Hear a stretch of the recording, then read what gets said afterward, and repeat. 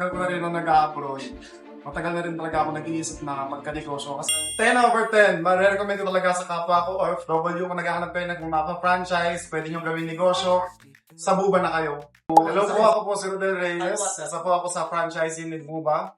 Milk tea dito po sa Santa Rosa, Nueva Ecija branch. Ako po yung tatrabaho bilang seaman sa nakabase po kami sa US. Pero dati na rin po ako sa ibang bansa. Nag-Saudi na din po ako, nag-Dubai na rin po ako ng 10 taon. At finally, nakita ko si Buba. Sa lahat, matagal na akong nag-a-abroad. Matagal na ako sa ibang bansa. Matagal ko na rin gustong magtayo ng negosyo, pero wala akong maisip kung ano yung negosyo na yon. So, nung nakita ko yung advertisement sa Facebook, nakita ko yung mga nagpatotoo din sa Facebook page na yon na sobrang successful din yung franchise nila. So, tinry ko na mag-franchise. So ako, talagang milk tea fan talaga ako. Halos lahat na ng milk tea na tikman ko.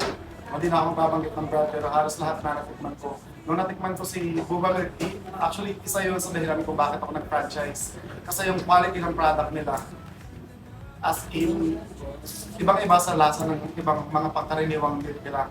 Dahil nga authentic Taiwanese yung powder na ginagamit. So iba yung texture, iba yung lasa. Sobrang authentic talaga niya.